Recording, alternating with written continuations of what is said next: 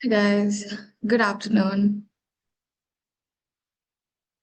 How's everyone doing today? It's a Saturday afternoon and everyone's here for a session. That's really nice. Very dedicated students. My name is Guduru Spandana and I'm part of the 2028 cohort.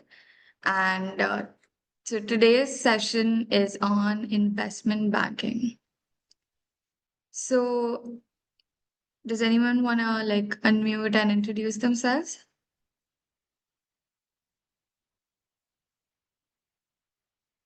Okay, that's all right.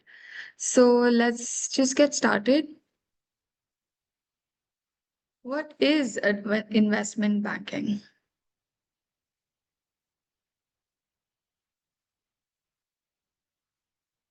So, what was the last session that you all had? Like, I'm assuming this is the second session, right? What was the first session that you all had?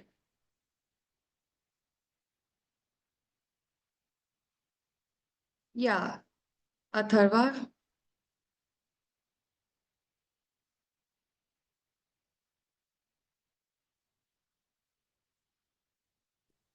Yeah, hi, good afternoon. So Good the up. first session we had was on strategy consulting.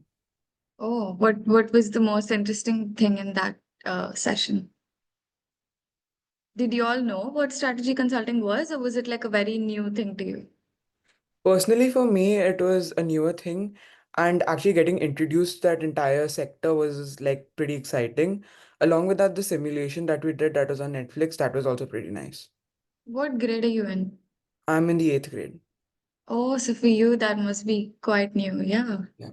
But it's good that y'all are exploring different fields when you're as young as eighth grade. When I was in eighth grade, I did not care. I was not doing all of this. So that's really nice.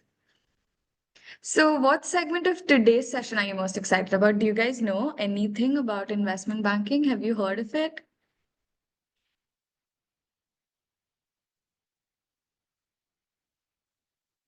Well, at least personally, most of my investment banking knowledge comes from various series like Suits and everything. But Hmm. from what I know, it's more about raising capital and helping companies financially, reach their financial goals, you could say. That includes raising capital, mergers, etc. Yeah, that's actually quite a good answer.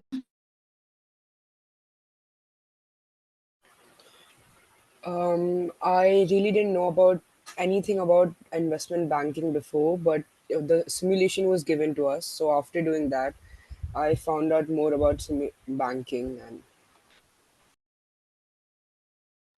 Spandana, you're on mute. And what grade are you in, uh, Darsh? I just came in ninth grade. Oh, that's great. Okay, so today's session will be interesting. Hi, Samriddhi. I see your camera's on. Okay, so there's just a few rules for this session. Obviously, not rules, but like things that would be great. Just keep your video on so that I can see you, you can see me. It can be more like a conversation rather than a session because I'm not a teacher, right? I'm also a student. Just raise your hand anytime you want to speak. And if you don't want to speak, then just talk in the chat box so that I just can know what you guys are thinking about. Okay. So let's see how much you guys know about, popular investment banking terms. So there's going to be a quiz. Just join it. It's in the chat box. Hi, I'm just sending the link. Give me a second. So this is just to get an idea of how much you guys know and what you guys understand.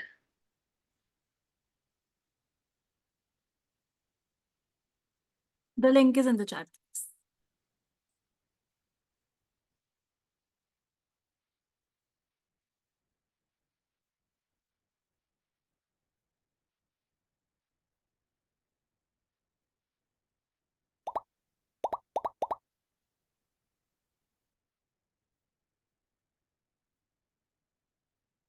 Okay, we have 9 participants. Everyone start joining because once we start the quiz, you can't join it again.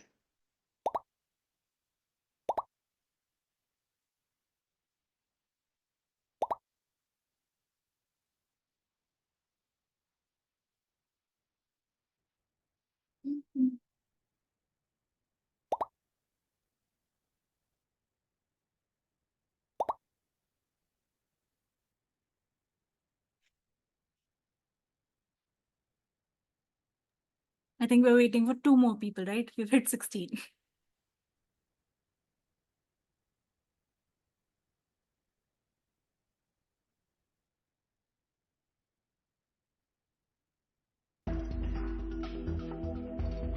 Okay, the first question is, what does IPO stand for? Investment Property Overview, Initial Public Offering, Internal Portfolio Option, or International Performance Outlook?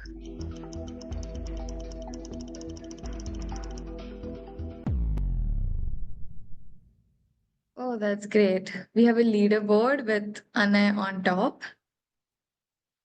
So 10 of you answered the correct thing, which was initial public offering. Like Zomato just had their initial public offering. So let's go to the next question. What does M&A stand for? Marketing and analytics, money and assets, mortgages and annuities, or mergers and acquisitions?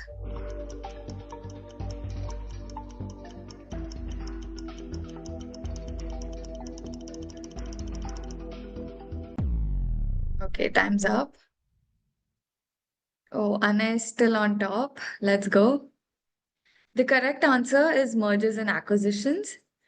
Okay, this might be a little bit of a new term, but yeah, we'll talk more about this. Let's go to the next question. What does EBIT stand for?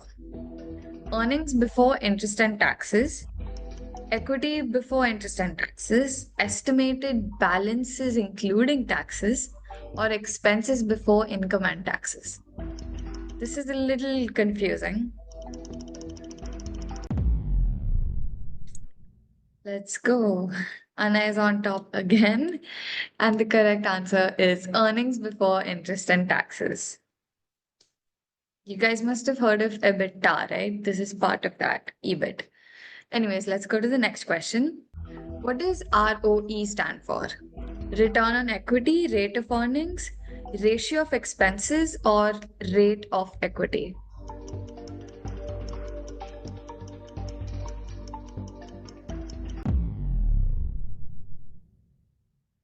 Atharva is on second. Okay, and the correct answer is return on equity. Good job, guys. This had an 81% accuracy. That's good. Let's go to the next question. What does CAGR stand for? Current asset growth ratio calculated annual gross revenue, compound annual growth rate, or capital and asset gain rate?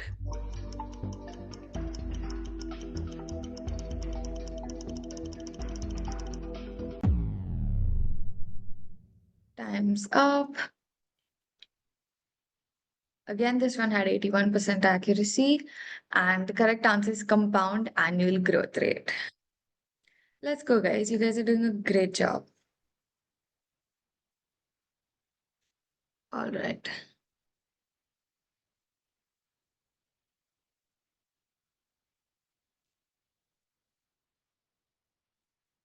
Okay.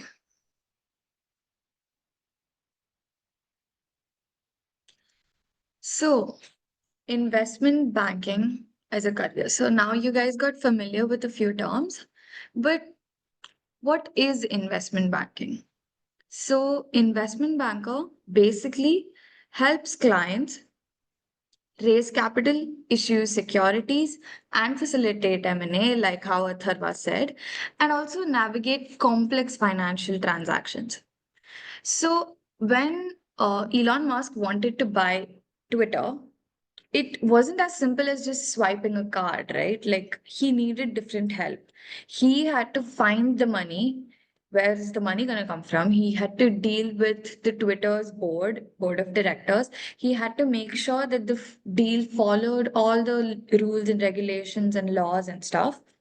So investment bankers are who helped him with the strategic advice. They helped him with raising money and also just navigating through the entire complex process, right? They basically act as intermediaries between the companies and the investors. They're the middlemen.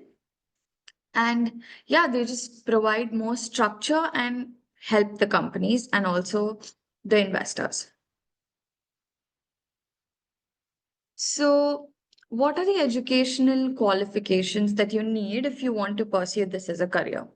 You'll obviously need a bachelor's degree in any related field. It could be finance, it could be economics, it could be business administration. And having a master's degree is not like compulsory, but it's obviously it'll give you like an advantage over the others in fields again like finance, business, and all of that. And certifications like CFO, CA, and all, they are designed to help demonstrate that you have expertise in this. So this would just help you stand apart, right? And give you more knowledge. So it's not just about the degree or the education, you also need a lot of skills to become an investment banker. And a few of them are analytical skills. Does anyone know what analytical skills refers to? Like, what do you think analytical skills means? Anyone?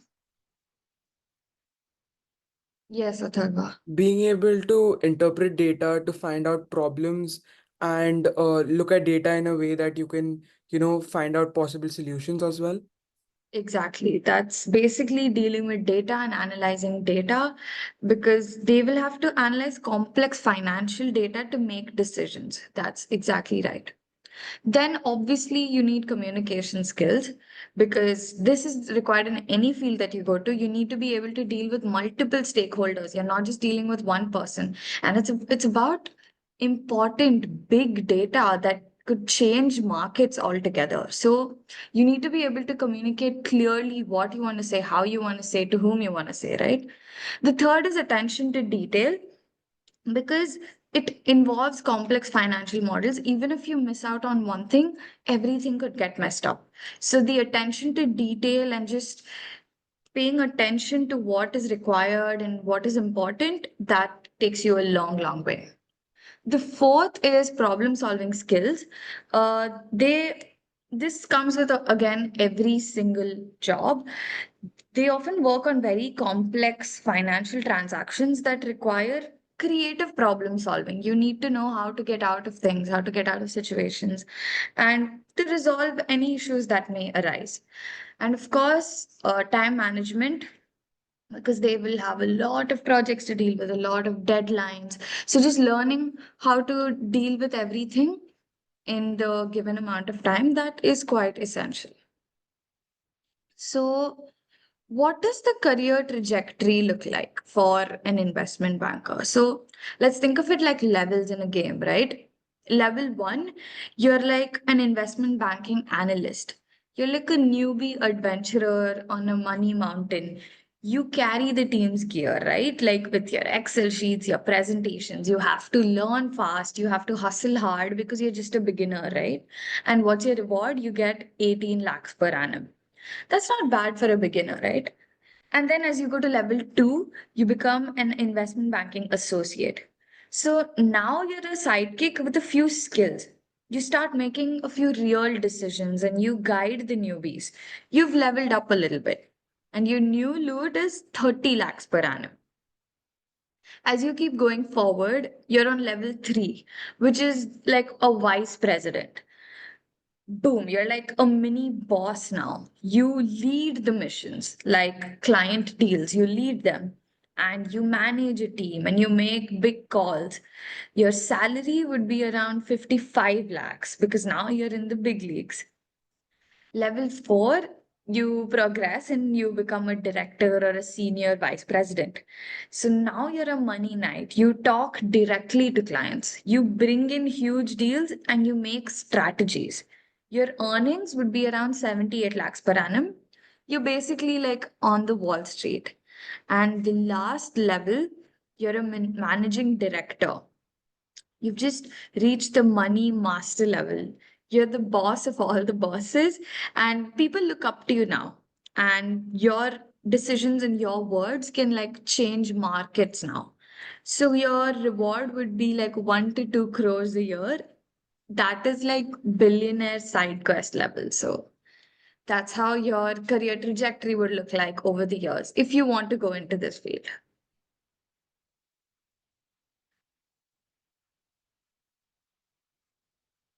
I'm so sorry. So in the strategy consulting session, we discussed about an acquisition deal, right? In which McKinsey and Company helped Disney. Can you recall the company that was acquired? Does anyone remember?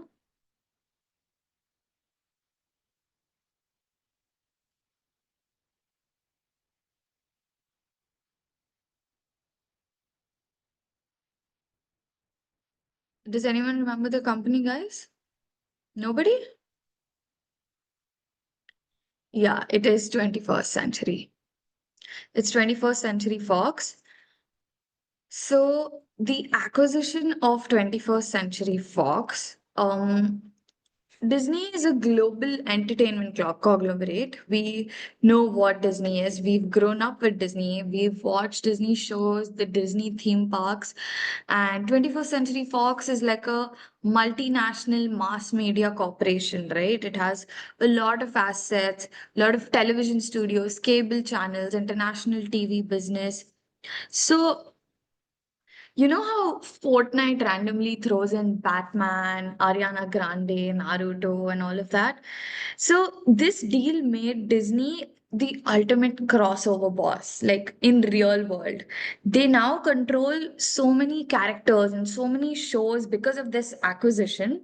It's like having the keys to every fandom universe, right? So you guys understand what acquisition means, right? They just took over that company. So, what was the strategic rationale of acquiring 21st Century Fox? They basically got content expansion. What is content expansion?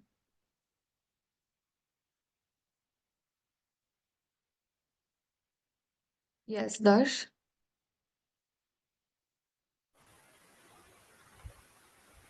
Content expansion can be exploring a more variety of content on platforms they own.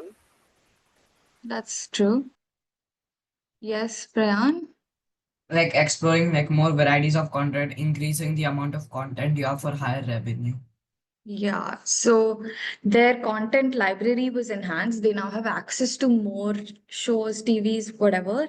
And this also included the launch of Disney Plus that we all watch, right? And then they had scale and synergy. Basically, it gave Disney the valuable assets and also intellectual property. So it could leverage its business, it could grow it more, it could scale it. The third is a global reach. Obviously, Fox International's assets, particularly in like emerging markets, they improved Disney's global presence. They just helped them. They were already a global company, but they helped them increase their reach. And the fourth is a competitive edge. Obviously, the deal strengthened Disney's position against its competitors like Netflix and Amazon Prime, etc., for streaming wars, right? Because everybody wants to be on top. So, what role did investment bankers do in helping this acquisition? Like, what did they even do? So, investment bankers played a critical role. Prayan, you have something to share? You wanted to say something? Okay. Basically, they played a very important role. They they helped in the valuation and fairness opinions, right? So they had to make sure whatever Disney is offering money to acquire 21st Century Fox, is it fair? Is it worth how much the company is? And also, should 21st Century accept how much they're giving? Do they know their worth? So it should be fair and like their opinions should match and they should come on the same level, right? So investment bankers are the ones who help in the negotiations and dealing with everyone.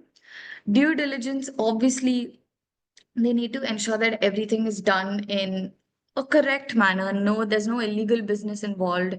They need to make sure that they don't have any previous backlash or anything in the company that after acquiring they will have to deal with it and all of that. So they do all the background checks and obviously negotiation support. One company, there are two companies involved, so both of them need to be happy, ensuring that both the companies are happy with the deal is what the investment bankers ensure. Like they help them negotiate. And obviously, financing. Money is the biggest part when it comes to an acquisition. So the investment bankers helped a lot. So, what was the outcome of this whole acquisition? Obviously, Disney grew, it increased its content library, its streaming capabilities. There was a successful launch of Disney Plus, market leadership. Disney became a dominant player with a global reach, and obviously industry consolidation. It led to additional M&A in the media industry. Once people saw that, oh, this M&A led to like a success, obviously it made other companies be like, oh, even we can do that. So they wanted to compete with Disney, so they also tried to, it just gave them more confidence to do it. So the top performers of the PVR Inox simulation were Siyansh, Anay, and Atharva. Congratulations, guys. You guys did such a good job. So now let's talk about the PVR Inox merger, right? After the merger, okay, wait. You guys are aware of the PVR Inox merger, right? Do you guys have any views on it? Like, what do you think about it?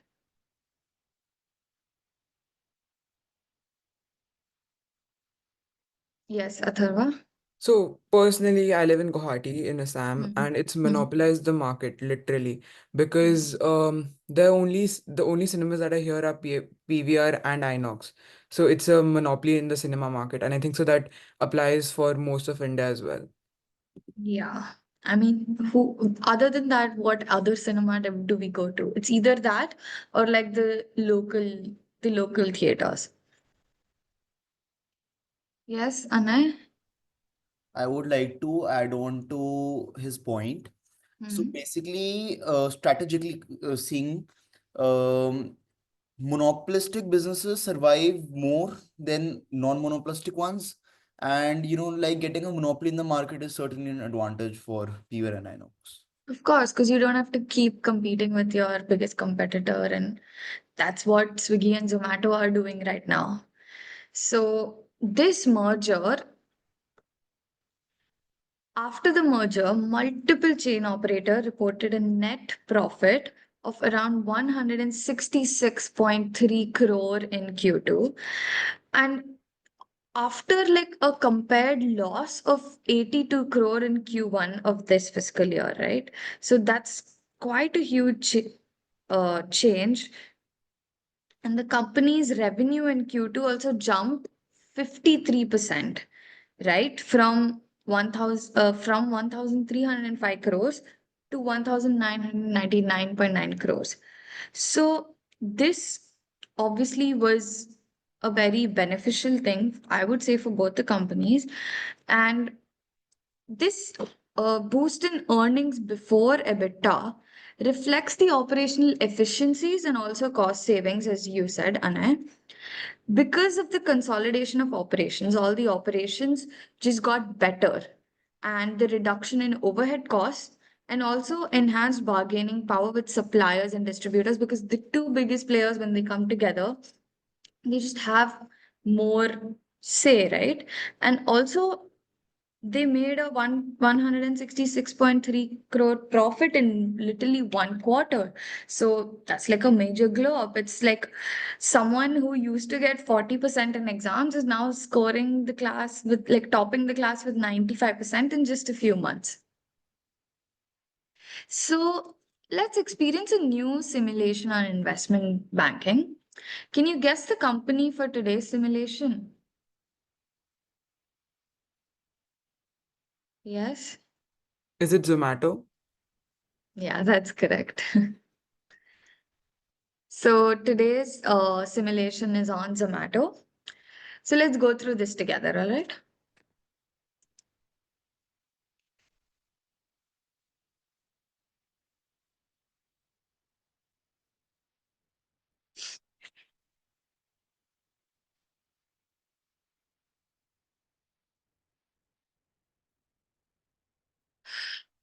So investment banking.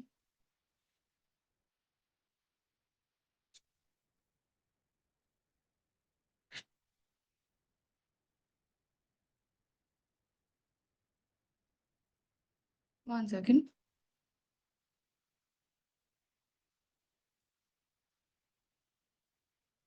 So let's experience the role of an investment banker. The year is 2022, and you're working as an investment banker at Morgan Stanley. We all know what Morgan Stanley is, right? And Zomato has reached out to you for help. So now you're in the shoes of Zomato. So let's just have an overview of Zomato, although most of us already know it. Zomato is an Indian food delivery public limited company founded by Deepinder Goyal and Pankaj Chadda in 2008. Over the year, the company expanded its operations in India and throughout 23 countries. And the company, despite being a startup, has already acquired 14 companies since 2008. The last acquisition by Zomato is Uber Eats in 2020. So the growth in the food delivery seems to be slowing down in the last few quarters. Like it was quite rapid over the years, but now it's slowing down and it's projected a growth of only 17% per year over the next 10 years. So with the duopoly of Zomato and Swiggy already controlling the market, the growth cannot be any faster in the long term. So do you guys agree about the growth slowing down because of the duopoly? Yeah, obviously, right? Because it's such a tough competition. Yes, Prayan? Yes, miss, I agree with it. Yeah. So Zomato wants to focus on its long-term growth by expanding just beyond the food delivery industry. You ask your team to gather data about the potential industries that Zomato can target. So let's see what information your team has gathered. So the potential industries could be cloud kitchens, health and fitness, quick commerce, and event catering. Does anyone know what cloud kitchens are?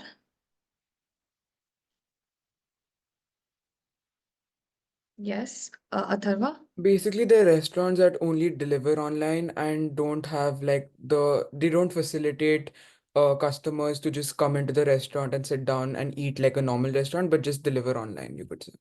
Yeah, so they don't really have to take the costs of, setting up a store, paying the rent, the electricity, the employees. They don't have to deal with all of that. They just manage kitchens on a delivery only basis. So the strategic fit would require logistical efforts in figuring out revamping of kitchens according to Zomato standards, and the market growth is expected to grow at a rate of 12%. The second industry that we could potentially target is health and fitness. Obviously, we would use the platform to launch customized fitness and health plans. These days, everyone is becoming more health conscious, so they would just customize their current platform. This would negatively impact the existing business of fast food options because Zomato has a lot of fast food and junk options, right? But this industry is expected to grow at a rate of like 27%. And then obviously there's quick commerce, which is the quick delivery of groceries. The existing logistics and network and delivery expertise that they already have, they could just leverage that better.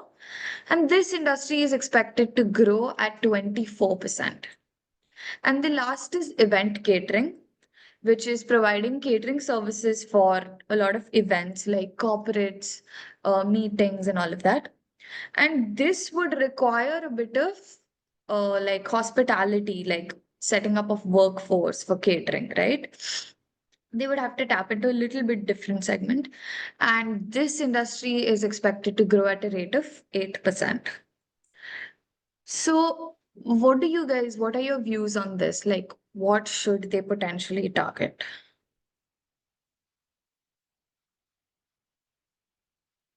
Overall, I think quick commerce is the best option here. But a negative outlook that you could have on quick commerce is that there are already so many established players. So Yeah. that might be challenge. It might be challenging to break into the market. But overall, I think so it's better than the other options, considering that the other option that has a higher growth rate, it has a negative, aspect to it that might impact business like a lot, you could say. Okay, that's a very good answer. Anna, you had something to say?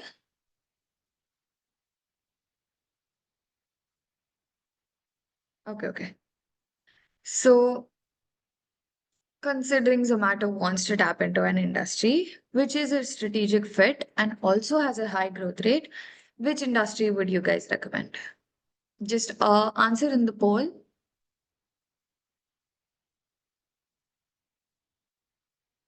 Okay, so 31% say option 2 and 60% of you say option 3. So let's go with, okay, people are still voting.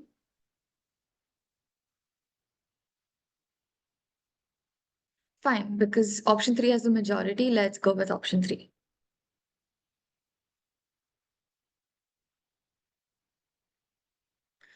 The answer is actually quick commerce because it aligns well with the already existing logistics and delivery infrastructure that Zomato has. And it does have a pretty high growth rate of 24%. And the other options are not very feasible because cloud kitchens require logistical efforts and the growth rate is low. Option 2 is health and fitness has a high growth rate, but it has very negative effects on Zomato's current food business. And option 4, event catering requires a lot of logistical efforts, and the growth rate itself is low, so it's not very feasible. So, as Atharva said, this is the right analysis for why option 3 was correct. So by focusing on quick commerce, Zomato can diversify its offerings through rapid delivery services and tap into a high potential market. So Zomato's competitor Swiggy launched Instamart in 2020 and it delivers groceries within 45 minutes. Zomato wants to quickly enter the quick commerce market before Swiggy builds a strong presence. Considering that Zomato wants to quickly tap into the quick commerce market to compete with Swiggy, which option would you recommend to Zomato? Is it to launch its own quick commerce platform that delivers groceries within 15 to 30 minutes? Or to acquire an existing quick commerce platform that delivers groceries in 15 to 30 minutes? Or just work in collaboration with Swiggy and reduce the delivery time of Instamart? I see none of you have gone with option 3, and majority of you have said option 2.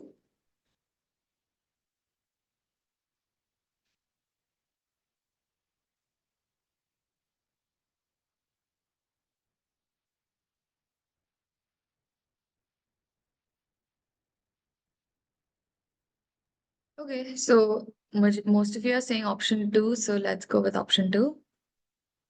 And that's the correct answer. We actually had someone vote for option 3. I don't know who that person was. Yeah, like one person. Yeah. So the correct answer is to acquire an existing quick commerce platform because it is less time consuming and would help Zomato in competing with Swiggy just faster. The other options don't seem very feasible because launching your own platform takes a lot of time and effort, and collaborating with Swiggy will kind of not work because they're your rival and you want to compete with them, right? You don't want to collaborate with them at this point of time. Zomato should acquire an already established player in quick commerce market. Your team tells you that the primary startups focusing on quick commerce, on quick grocery deliveries are Blinkit, Zepto, and Dunzo.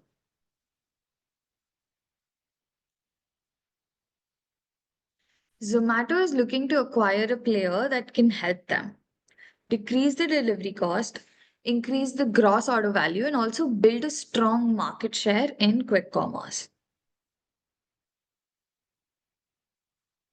So the first is to decrease the delivery cost. So Zomato's average delivery cost is around 44 rupees. Your team collates the following data about the three potential options. The first is Blinkit. Number of orders per day are 2 lakhs. and the cost of delivering per day for them is 80 lakhs. Zepto has around 0.8 lakh orders every day, and their cost of delivering per day is 28 lakhs. And Dunzo gets around 1.5 lakhs of orders per day, and the cost of delivering per day is 75 lakhs. So, according to this given data, do any of you have any suggestions or insights on which they should go for and why?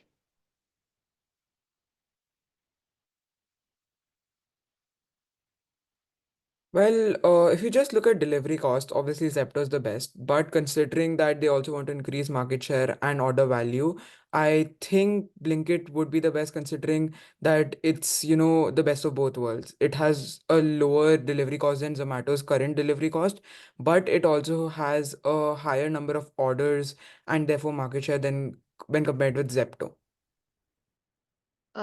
Yes, Prayan? Miss, I will also choose Blinkit because it is the best mathematically possible. And Zepto, while the number of orders per day is the cost of delivery per day is the least, the orders are also the least. Since we also want to monopolize on the market, we should go for Blinkit. Okay, that's good. Okay, so considering Zomato wants to acquire a company whose average delivery cost is lower than Zomato's, which is 44 rupees, which two companies are the right fit at this stage? Either Blinkit or Dunzo, either Blinkit or Zepto, or either Zepto or Dunzo.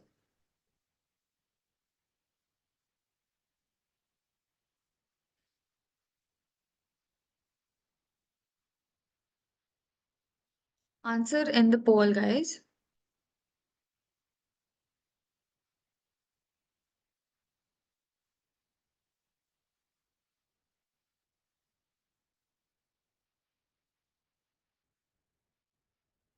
Okay, so 40% of you said option 1 and 55% of you said option 2.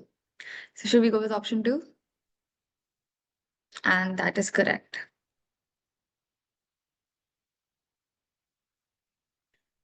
So the answer is either Blinkit or Zepto because their average cost of delivery is lower than Zomato.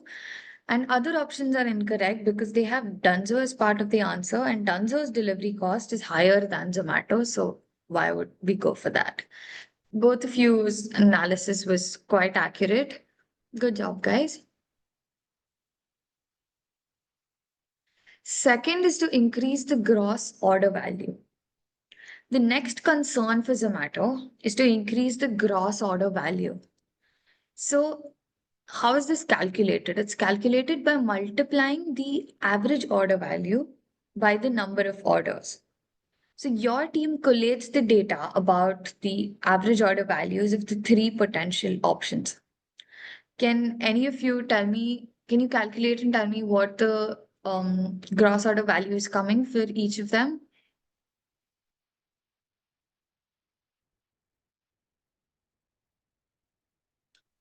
So, and I'm saying 6 crores is the gross order value for Blinkit. And the other two? 2 crore for Zepto, 3 crores for Zepto. Which one is it, 2 or 3? Okay, 2.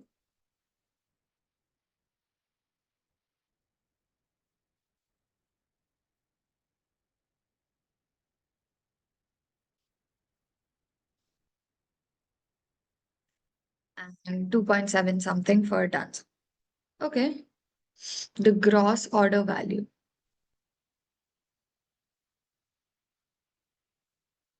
So considering that Zomato wants to maximize its GOV through the acquisition, which two companies are the right fit at this stage?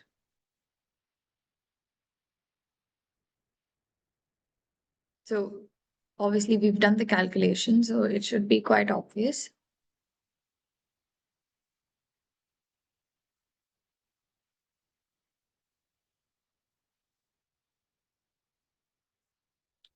So majority of you, 53% of you are saying, okay, 56% of you are saying option 1. And option 2 and 3 are very close.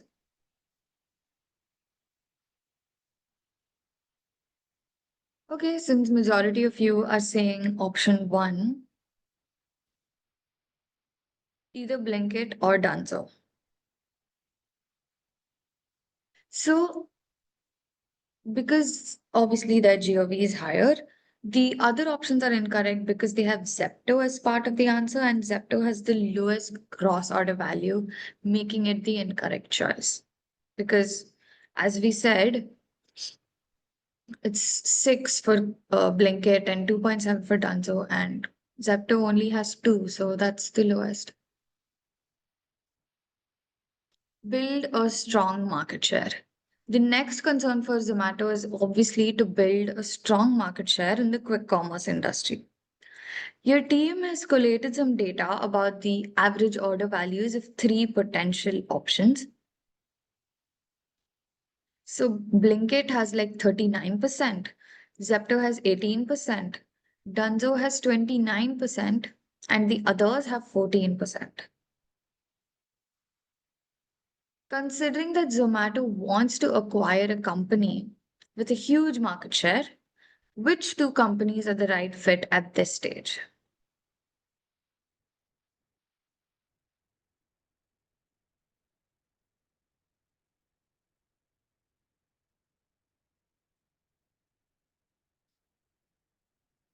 So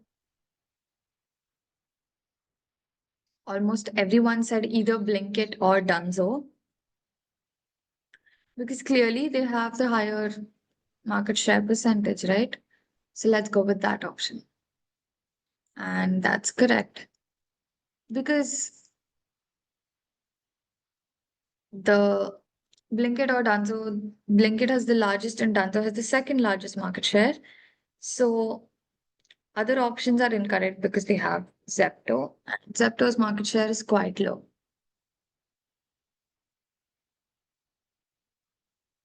So we've done the comparative analysis for all of them.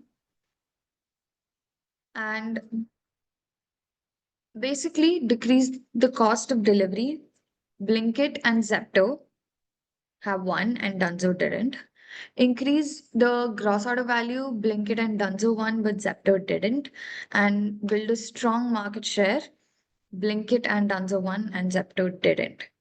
So as we can see in all 3 scenarios, Blinkit clearly won. So on the basis of your comparative analysis, which company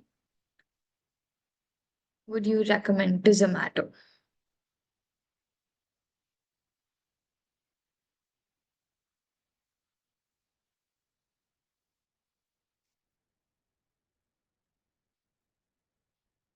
I mean, this one was quite obvious. Yeah, I mean, all of you said option 1, so we will go with Blinkit.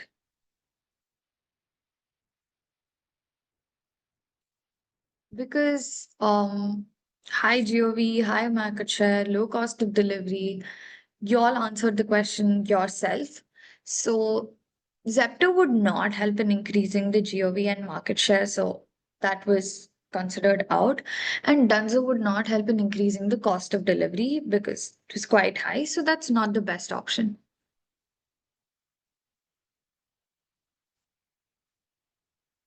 You have a meeting with the founders of Zomato to discuss the benefits of acquiring Blinkit, saving rupees 4 on every delivery, adding 6 crores per day to their gross order value, and capturing 39% of the quick commerce market.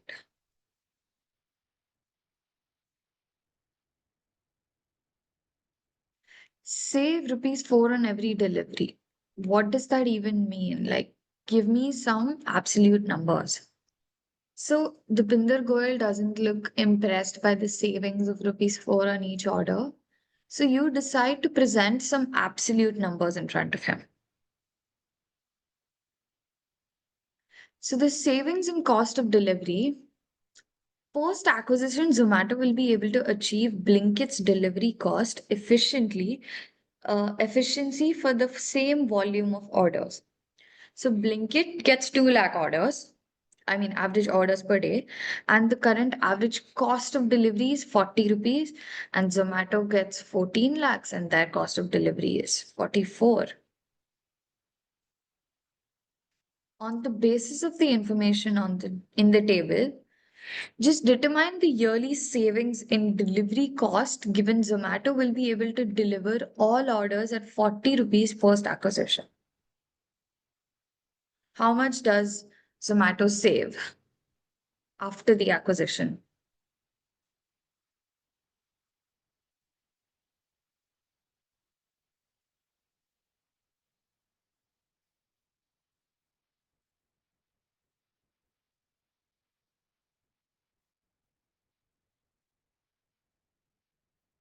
Okay. So option 3 and 4 is around equal. Someone said option 1 also.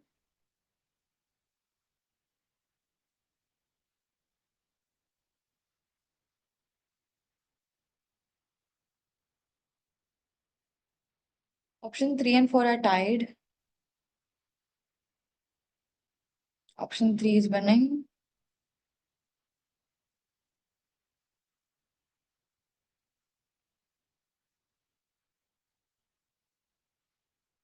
Okay, option 3 is on the lead right now. Anyone else? Put in your answers in the poll.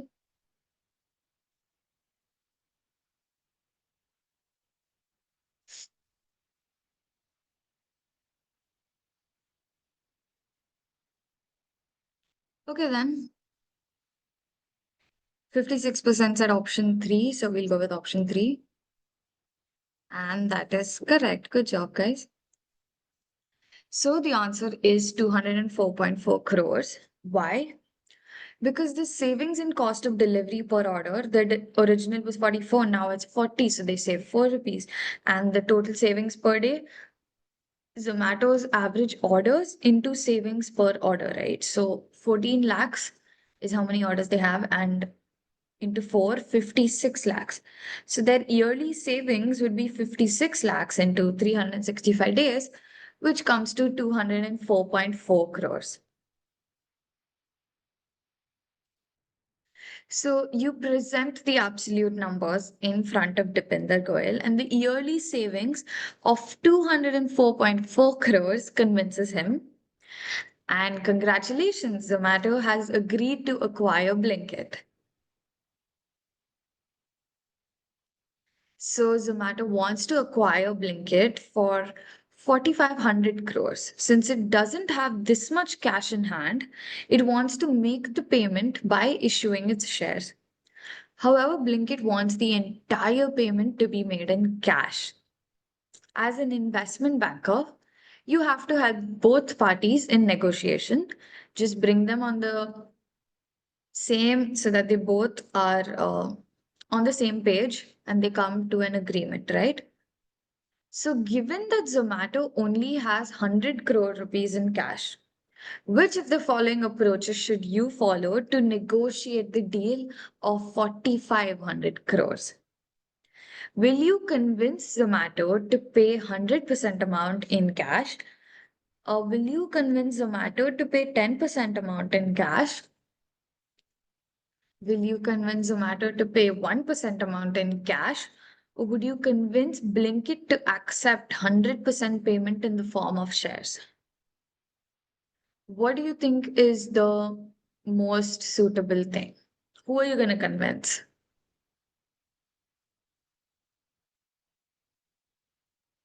I think this is the first question where every option is getting the same amount of votes.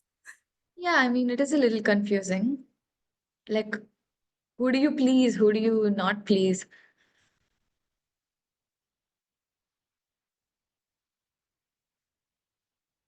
Okay, option 1 has 12%, 2 has 41%, 3 has 24%, and 4 has. Okay, wait, people are still changing their minds.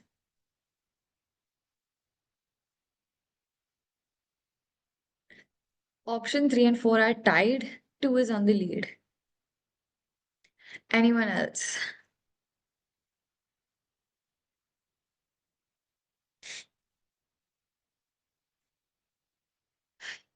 Okay. Option 2 has 37%. So we will go with option 2.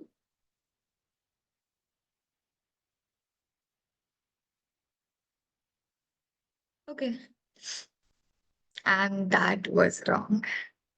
The correct answer was to convince Zomato to pay 1% amount in cash because this would help in making the deal successful. Option 1 and 2, Zomato doesn't have enough cash, so none of these options are possible because Zomato doesn't have 10% no in cash, and Blinkit would not agree to take the entire payment in the form of shares. So the main thing in negotiation is ensuring that both parties come to a consensus, right? It should be feasible and also agreeable to. So, which is why option 3 is the correct answer.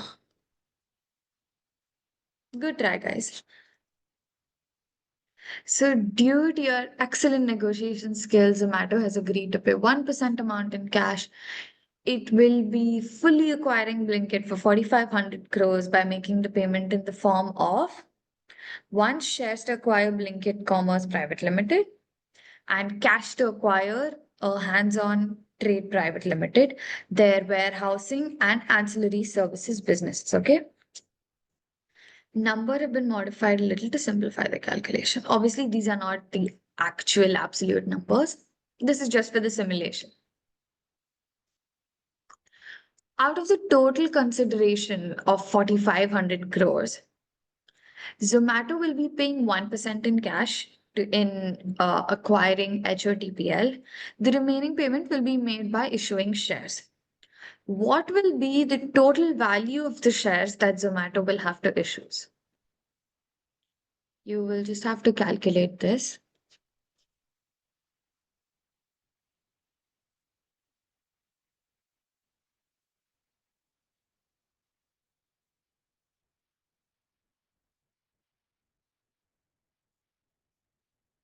Majority of you are saying option 1.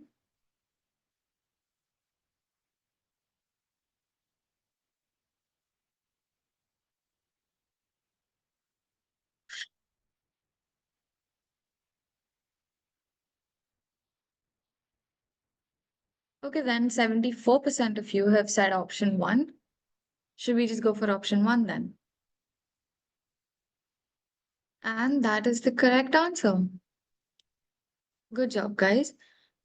The answer is 4,455 crores because the cash paid to acquire was 1% of 4,500, which was rupees 45. The remaining amount will be worth of the shares, which is obviously 4,500 minus 45 crores, which is 4,455 crores.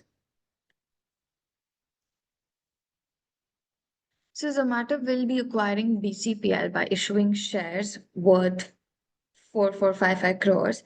If the allotment price is rupees 70 per share, determine the number of shares Zomato will have to issue.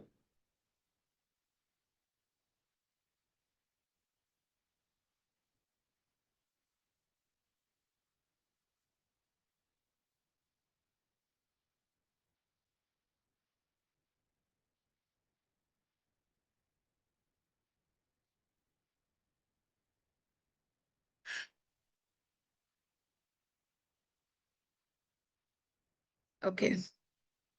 Majority of you are saying option 3.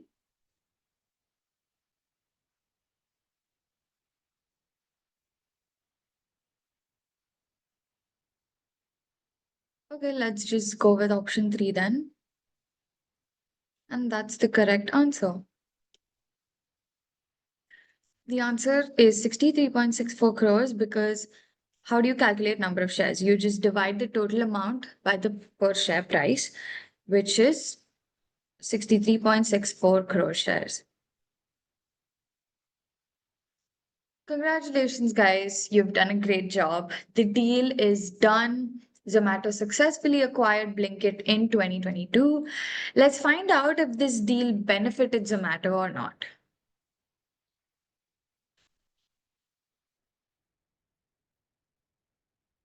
You guys can hear this, right? Can you? Spandana, no, we can't hear this. You'll have to share your computer sound. Actually, we can skip the video right now. I'll be sharing the simulation with the students post the session also. They can watch the video then. Cool. So Blinkit is now profitable at an operating level. Analysts from Goldman Sachs said that Blinkit is now larger than Zomato's food delivery business. In May 2024, they valued the food delivery business at 98 per share and Blinkit at rupees 119 per share. So this simulation is done, guys.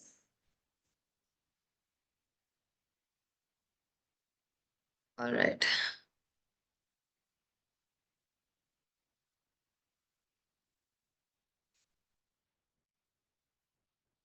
Okay. So that was an interesting simulation, and you guys actively participated. Congratulations for that. And now, what we've been waiting for, we have our guest, Juhi Dugar, today, who is an associate at Goldman Sachs. She's done her MBA from IIFT Delhi. She is CFA level 1, and she's also an ex-investment banking analyst at JPMorgan Chase Co.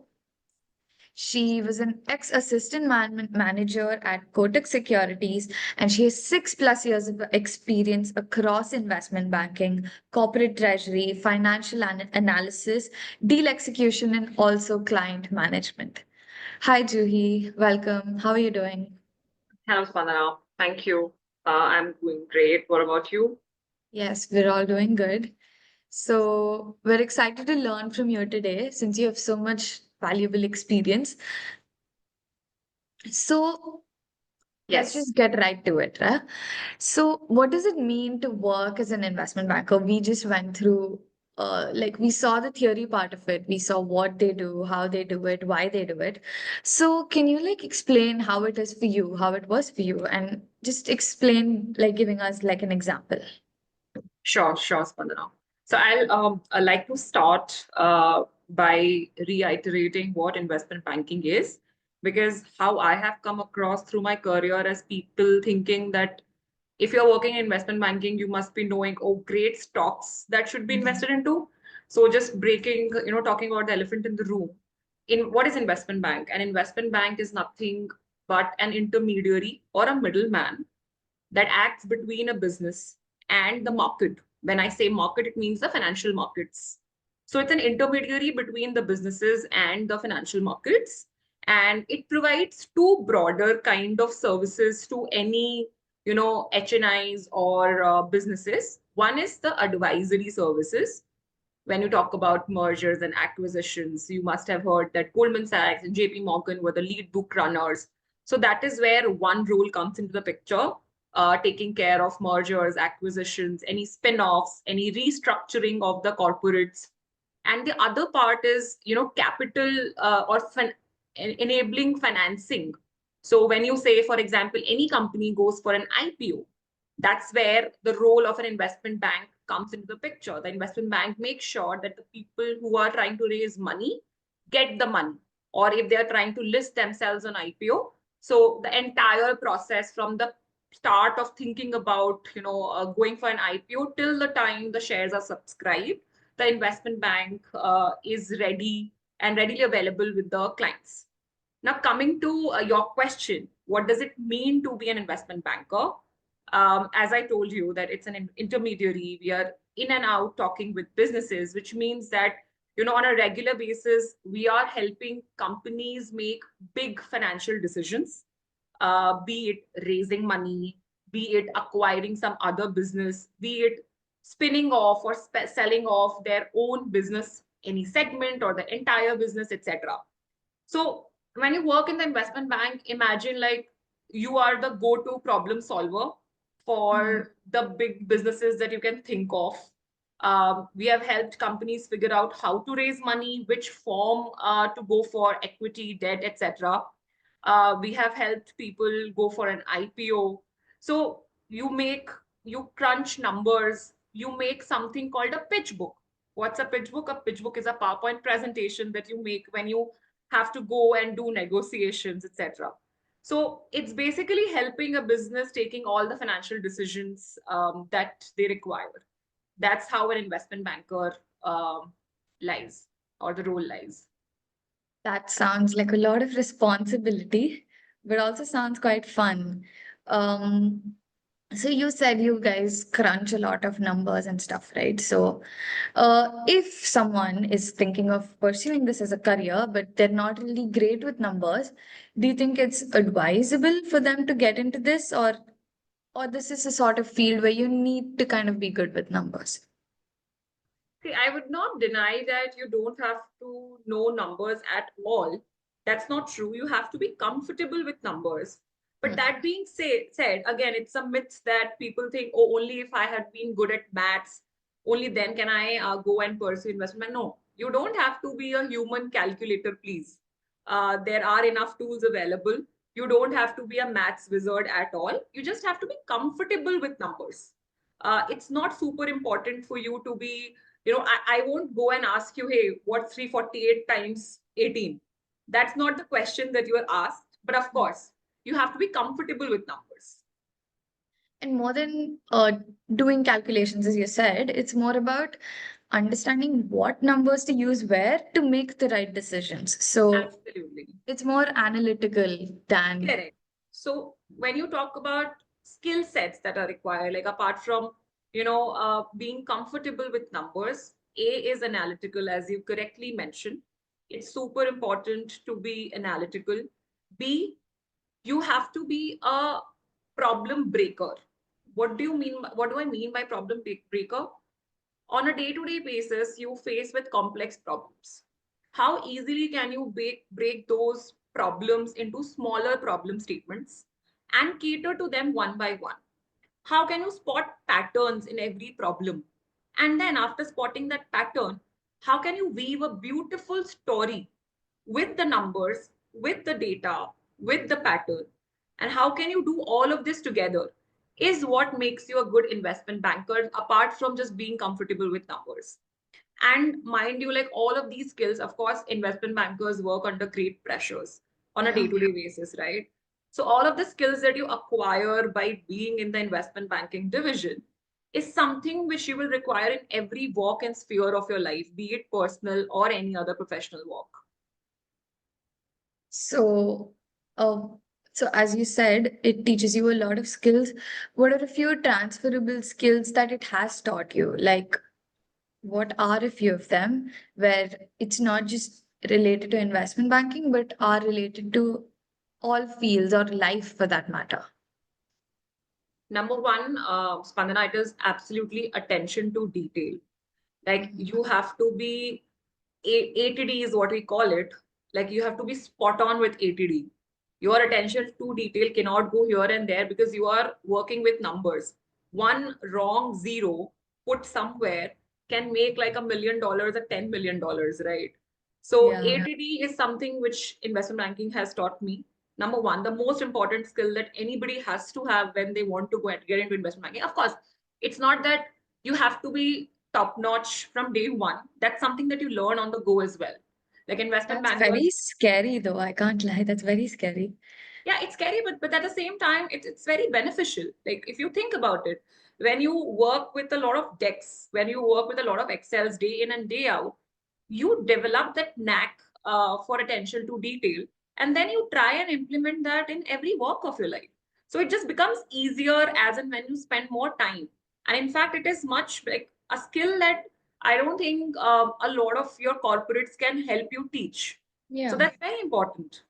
B, I It think, becomes a habit after a point. absolutely, it becomes a habit. And then it's very easy for you to spot any small mistakes as well.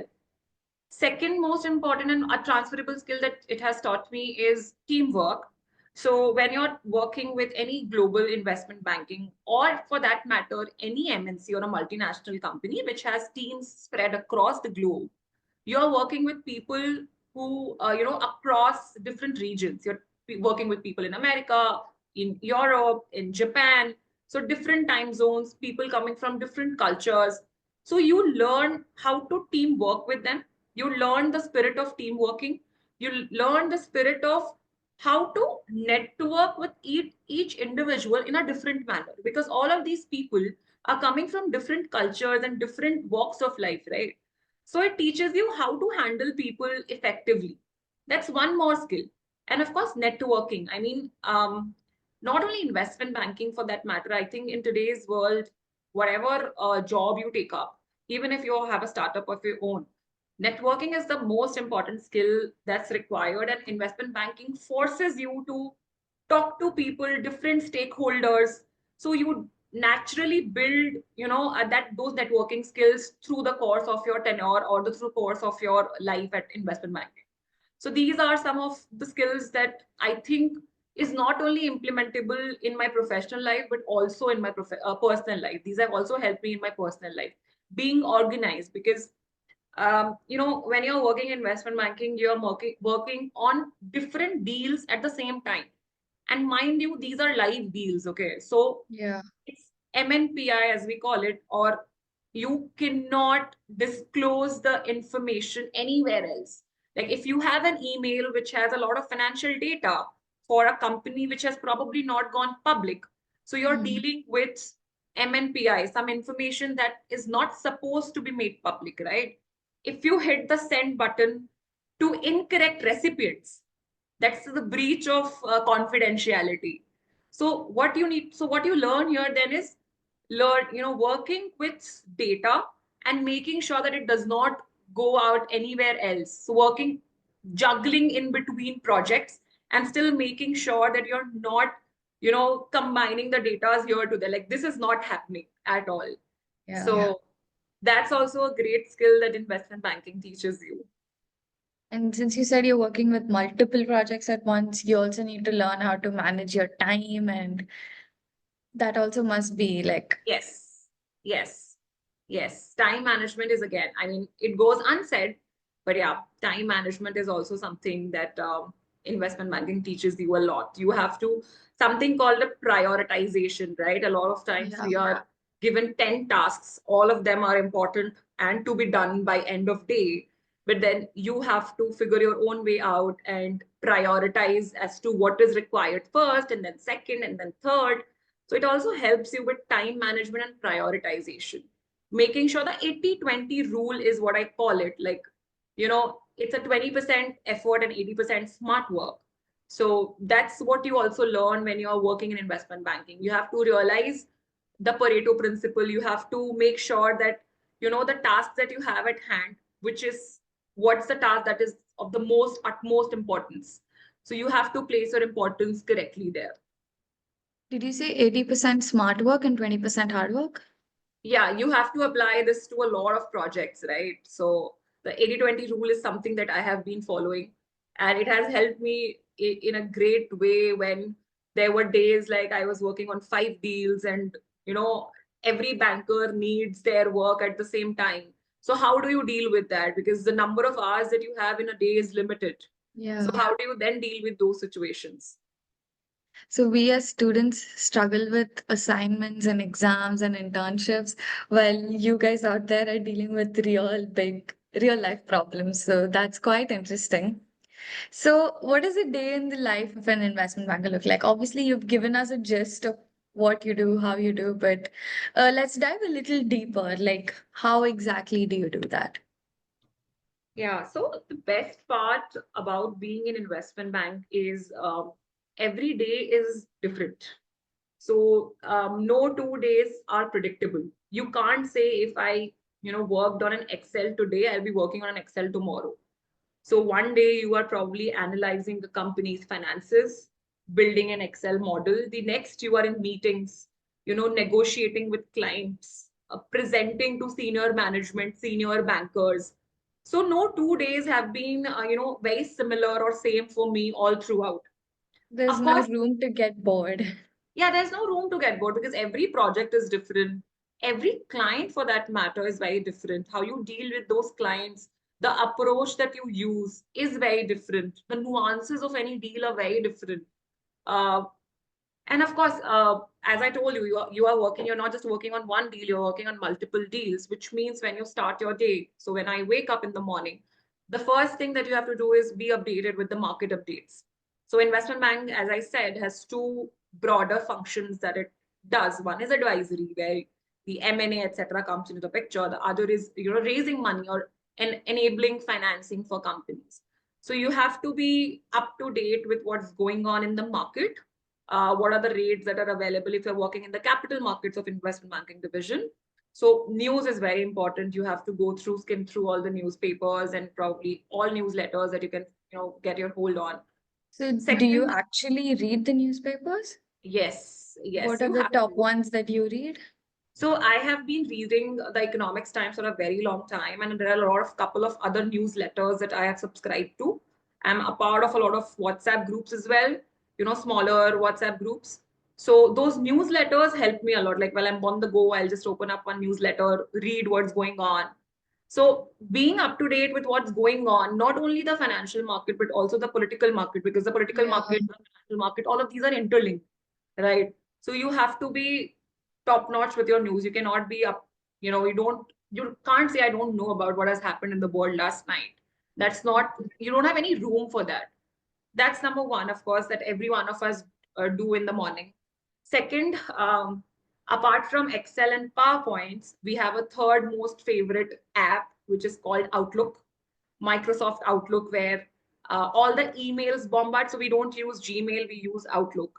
So we, like, over the night when we were sleeping, we would have had a lot of emails from different bankers who are working, like senior bankers who are working on the deal. They'll have separate requests. So you go through all of those. You prepare the deliverable for the day, like a to-do list, sort of a to-do list as to what to do today, and then you deliver accordingly. So, and then of course the rest of the days goes into client meetings, one portion of it, and the other portion is of course spent on PowerPoint and Excel.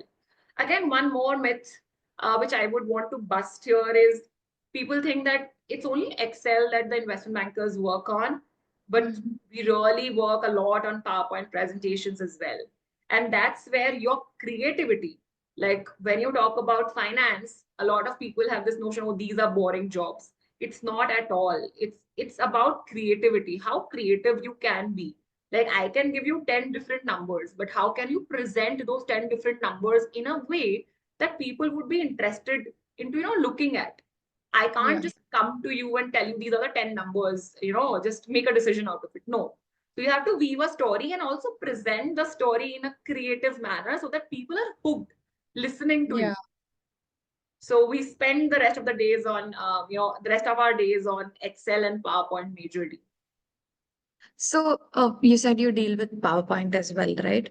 So are there any specific tools that you help to make your presentations look better? Or is it, do you do it manually, or like do you have templates? Like how does that work? No, so these big investment banks like Goldman Sachs and JPMorgan, they have their in-house tool developed and incorporated with PowerPoint already. And we also have PowerPoint presentation support stuff. So say I am working, when I said the 80-20 rule, right? Say I'm working on 5 different deals. Now it's not really possible for me to complete all those decks in one day. So what do? I take support from the support staff. So if I have like a very basic slide that I need to prepare, and it's straightforward, like if I can, spell out, hey, Spandana, you just need to put this here, this here, this here. Can you just make it beautiful? So I'll ask the PowerPoint team to help me with that. That's the 80-20% rule that I was talking about. Like 20% is your hard work, exactly, and 80% is also smart work that you'll have to do. Prioritizing and the things that you can think that you can delegate and you can use your support staff there, you should be using. There are a lot of inbuilt tools which absolutely help, but at the end of the day, when you're making a slide, if you want to make it interesting, it's your creativity also that goes into place. Like the support staff will do whatever they have been told to do. It's you have to visualize how you want the slide to look like. So that's So it's all your work, you just communicate it to them? Yes. So a lot of times, like low-hanging slides, which I think are straightforward and do not need a lot of manual intervention from my side, is something that I can utilize my support staff's help on. Okay, that's interesting. So the educational qualifications required to become an investment banker, because there's no set like degree or something for this, right? So is an MBA necessary? What was your experience with it? What did you do? What are your educational qualifications?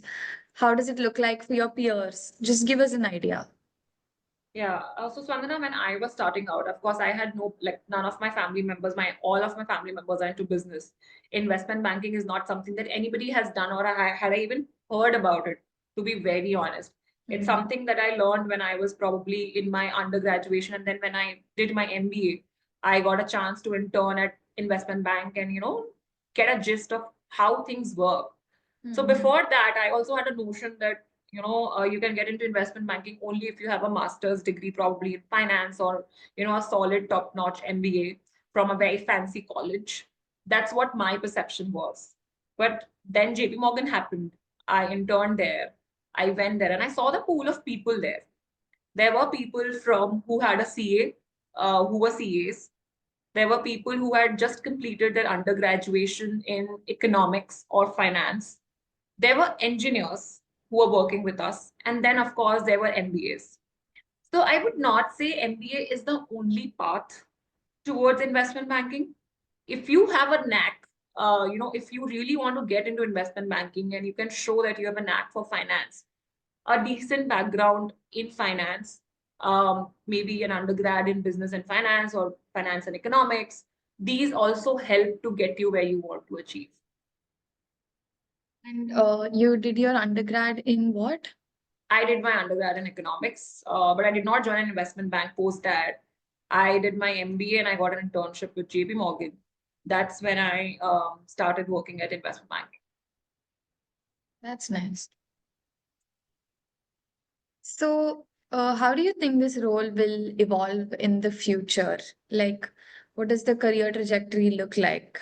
And especially with even AI coming in now, like, is investment banking now going to be the same in the next few years, or what are the changes? So there are two parts to it, I think, Spandana. One is you're asking how tech, will evolve or shape the career. And the second is how the usual career trajectory for an investment banking professional looks like. So I'll probably answer this in two parts. The first one is tech. Of course, all of us are aware AI is now something prevalent in all sectors, wherever you want to work. What it does is when you're working in investment banking, you're working on decks, you're working on Excels, you're also doing a lot of research. Say, for example, tomorrow a company comes to us and tells us, hey, we want to buy something in probably the medical space, some company who manufactures this sort of a medical equipment. So how can you please help me screen 20 such targets and how I can, which is probably the best acquisition for me. So here will come the picture of AI, where probably earlier you spent hours researching. You have, of course, a lot of tools available at your hand when you're working with investment banks, but of course, it still requires a lot of manual effort. So here comes the role of AI, where AI can help you reduce that manual work, can help you be more efficient. It can help you in time management. Probably if I was taking 5 hours to do one research, I might take now 1 hour, maybe 1.5 hours. I can complete my research and targeted research, right? So this is where I think AI, of course, will develop and help us become more efficient. However, as I also said, a lot, like, apart from numbers, what's more important is how you present the numbers, how you weave the story. So the core of investment banking, this art of storytelling, will still remain there. Like, you still have to be a very creative storyteller. You have to be a person who can walk into a room and negotiate with people who, there's actually negotiations happening in a room when the deal's gonna go live. Because, you have your commissions involved, you have the buying price. So you are valuing a company. What is the value that you have derived versus what the buyer seems fit for the. So those are the kind of negotiations that happens in a room, right? So those skills will still remain there. Yeah, So I mean, AI can't replicate that or replace that for that matter. absolutely. But of course, I think AI will definitely make the work faster and more efficient for people who are getting into investment banking. So which enables people to probably work on more projects versus what we used to do before AI had happened. I just had one more question related to this. So, does your company take the initiative to train you guys Yes. to, Yes. be more hands-on with the new Absolutely. upcoming Absolutely. AIs? If it doesn't, we will lag behind our peers. And that's No, I something. was asking if your company takes initiative or is it a personal No, effort? it's a company initiative as well. Of course, there has to be personal effort as well if you want to stay up to date in the market. Like if you don't upskill yourself every now and then, you will become irrelevant in the market, right? But otherwise, also, all these companies also take an effort to train you guys on different AI assistants because they also know the importance of AI, the evolving roles. If they don't train their employees, which means extra costs for them also, and the bigger cost is lagging behind peers, which none of these companies can afford. Yeah, that makes a lot of sense. And I think how there was a does, second part of the question, which was the career trajectory, right? So I yes, just yes. want to spill some beans there. So how you start is at an entry level, you're an investment banking analyst. So you usually enter as an analyst, spend some good 2 to 3 years, depending on what has been your background as an analyst. Then you become an associate. Then you spend another 2 to 3 years being an associate. You become a VP or a vice president.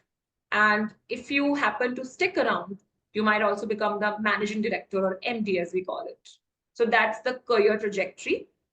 Talking about another perspective from career trajectory, like what if I don't want to do investment banking, say 5 years down the line? What next? What are the roles open for me post investment banking? So a good thing about investment banking is it gives you a lot of exit opportunities. Uh, Post doing, because you have worked in high paced environment, you have worked under a lot of pressure. So people in the market value you if you have worked in the investment banking space in your initial years. So roles like your private equity, roles in venture capital, roles in hedge funds, roles in consulting, finance, boutique IB firms, corporate development, all of these roles are open for you, and you can make a switch whenever you think that no, I don't want to do investment banking anymore. I want to move on very niche categories, probably focusing only on investing people's money rather than doing a merger and acquisition. That's something that I want to do. So I'll probably move into the asset management section. I'll probably move into a private equity. I'll probably go into a venture capital. So these are some of the exit opportunities available, which are absolutely great in terms when you see like I think mostly more or less all the finance options are open for you post an investment banking job. Okay, that's a very nice thing to hear. So, can you tell us about an interesting deal that you worked on? Like any valuable lesson you took from it, anything life or death that happened? So I worked in my initial years, I worked in the healthcare department. So these investment banks have different divisions and sectors divided amongst them. So I was working with the healthcare division. So it was during COVID when I had joined JPMorgan as a full-time analyst. And, all of us were working remotely for good 7, 8, 9 months. So there was a deal that was happening. And just imagine doing a deal from the four walls of your room, right? You're working in your room, a first year analyst, working on a live deal remotely, negotiating with clients remotely. So that's something that has stayed. Of course, I cannot divulge the details of the deals here because of obvious reasons. Uh, but that taught me like how flexible and agile we have to be with changing environments. Like JP Morgan had to develop systems in a matter of days so that you don't incur losses. And during COVID, I think healthcare, like a lot of IBD activity had stalled because of course, obvious reasons. People did not want to invest in the market or did not want to go ahead with any merger and acquisitions. But healthcare was a space which was booming at that point in time. So while all my other friends in different divisions were chilling and relaxing at that point in time because they did not have any deals to work on, I was working probably till 2, 3 a.m. in the night. So that deal that I did like for the first time in my life, I was taken aback as to, oh, I completed a deal sitting in the four walls in the comfort of my room. I negotiated with clients sitting in the four walls of my, this is something that I never imagined that I can do. So that was really great. That's nice. So, what is the one thing that you really like about investment banking and one thing that you dislike? That's a tough question. What I like, I of course like working on Excel and PowerPoints. I think that is why I've stuck on. But of course, the learning curve here is absolutely steep. I mean, every deal teaches you something. And what you can learn in probably 1 week is something that can take you years if you're not into investment banking. So that's something that I absolutely love. And the changing environment, like I mentioned, no 2 days are the same. You're always working with different problems. There's something always challenging at your doorstep, and you have to find a way to solve it. So, the ever challenging situation, the steep learning curve is something that I absolutely love about being in investment banking. What I dislike, of course, is you don't get a lot of time to spend with your family. Of course, it's a trade-off. Like Yeah. I know that most of you and all of you must have heard about the long working hours at investment banking, and that's a truth.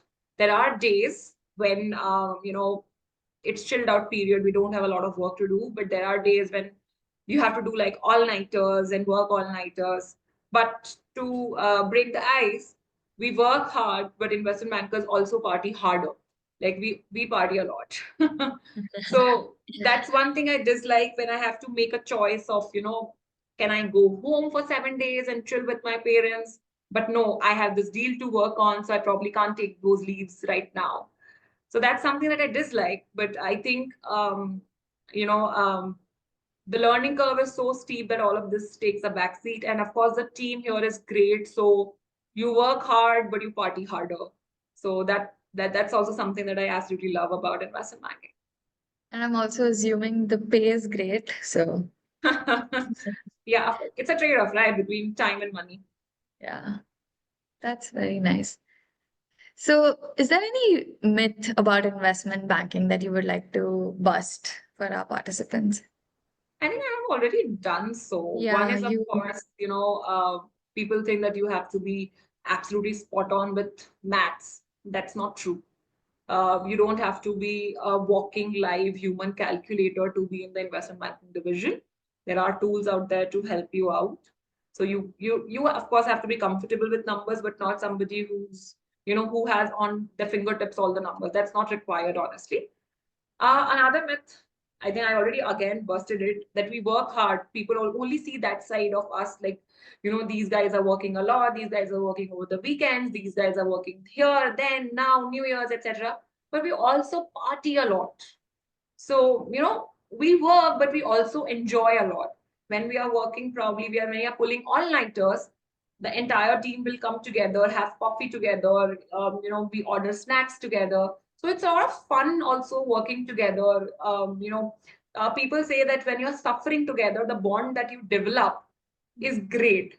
So here there's no suffering, but when you're working so long hours, the bond that you develop with your team members is absolutely great. I mean, I have found a new home in my teammates away from home, and I don't actually miss home staying away from home.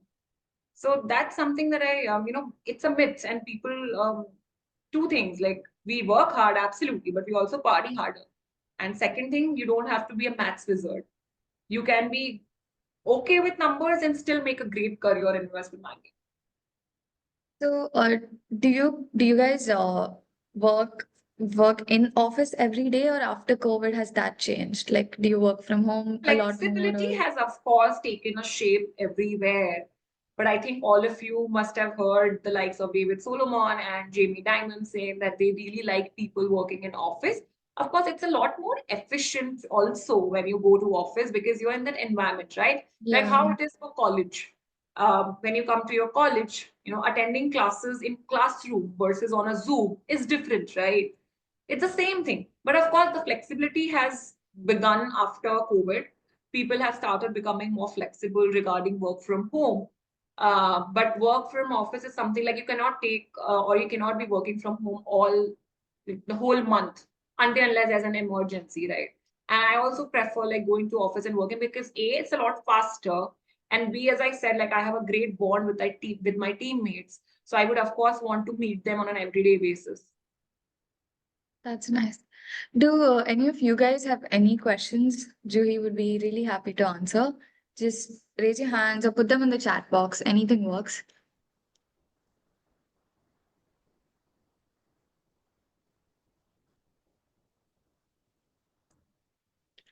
Anyways, how can students figure out if investment banking is the right career choice for them? So these students are pretty young. They're like 8th grade to 12th grade, but how is there any way that it can make it easier for them to figure out if this is what I should go for or not? See, I have spoken to a lot of students who are starting. I'm also connected with my alma mater, and this question has come up quite a few times when people think, oh, will investment banking be the right thing for me or not? So it's how you can figure it out is only by working in an investment bank. So try to grab as many internships, like if you're thinking investment bank or maybe say 4 different career alternatives that you have in your mind, the best way to judge whether you would want to do this for the rest of your life or not is by working there. So, and the best way right now would be, grabbing as many life projects or internships as possible, and then figuring it out if this is something that you would want to do or not. Because again, it's a personal choice, and there are long working hours, like not to deny, you have to work a lot. So if that's something that suits you, if that's something that you can live with, if working on Excel and PowerPoint is something that excites you, working on different projects excite you, so these are the different considerations that you have to keep in your mind. And attending, of course, I can give you perspective, different people can give you their own perspective as to what they feel when they're working there, but it's a personal choice at the end of the day. So you have to realize it. Like my experience in investment banking can be great because I love or enjoy doing it. Probably my friend does not enjoy doing what I am doing. It's a personal choice at the end of the day. There are different trade-offs that you make when you choose a career path. Something known as work-life balance. If you are someone who needs, a lot of personal time, investment banking, there's no guarantee that you can get that, right? So you have to work a lot. Again, that's a choice that you have to make on your own. So that's not something that anyone can, of course, people can help you, have a perspective, have an opinion. But I think the best way out there is to grab an opportunity, do an internship, and do as many life projects as possible in the different walks of career paths that you are considering. Yeah, I agree with you actually, because as students, we don't really know a lot about a lot of paths. So the only way is to try it out, test it. And we're young right now, so you can try out a lot of things and see what works for you and maybe go for that. So Anay Jain is asking, is it practical to own an investment bank in today's era? Is it practical to own an investment bank? Okay, that's a very broad-based question. Why do you say is it not? Why do you think it's not practical? Like, can we have? Anay Jain, are you here? He says competition. So where does a competition not exist will be my question. I mean, competition exists everywhere, and you like working only when there's competition. If there's no competition, uh, working in a monopoly becomes boring after some time. Apart Where's from the motivation? Yeah. apart from the price tag that you can achieve by being the monopolistic leader, you don't have a lot of challenges that come your way. So of course, competition is there. There are these big bulge investment banks, and then there are these boutique firms. But competition helps you thrive and do better. When I said that, every firm is trying to train their employees on AI, it's because competition. If there was no competition and I was the only investment bank owner in the world, probably if I train or not train them, people would have no choice to come to me. So yeah, obviously that's what helps you keep innovating and keep trying to get better. Otherwise, you would not. So what she's trying to say is you shouldn't be scared to enter a market just because there's competition. Yes, absolutely. So Suyansh Jalan is asking, did the work hours increase or decrease as you go higher up as an investment banker, like as your position gets higher? It always increases because as you move up the ladder, so you start as an analyst where you're doing a lot of grunt work, right? As in how you move the ladder, you are more or less becoming the owners of the decision and you're becoming more accountable. Like if an analyst does something wrong, it's the fault of the associate. If the associate does something wrong, it's the fault of the VP or the vice president. If the vice president makes a mistake, it's the fault of the MD, the managing director. But if the MD or the managing director makes a mistake, there's nobody he or she can hold accountable. So, as you rise up the ladder, the responsibility, the accountability, all of that increases. Of course, you let go of a lot of grunt work. You're not doing a grunt work a lot because you have your analysts and team of associates probably doing it. But you are having those client interactions directly. You are speaking with the client. You have to be the one who's negotiating. So the responsibilities triples probably. So the workload never decreases. As and when you move up the ladder, you become more accountable to every stakeholder. I hope that answers your questions, Siyansh. Samriddhi is asking, how do you prioritize deals without juggling clients? 80-20 rule, of course, one. And then you have to make sure. So there are client meetings scheduled, say, for multiple days. So when you have so what I do in first thing in the morning is go through my emails, skim through all the top 4 or 5 jobs that I have at hand, and then probably prioritize. Oh, this meeting is tomorrow, so this has to go out first, so that if the senior banker has any feedback, the to's and fro's can happen probably early my time. Then comes the something that has a meeting maybe 2 days later. So I usually follow the 80-20 rule, something which is a low hanging fruit and which I think can be delegated to more junior people and maybe the support staff. I first do that.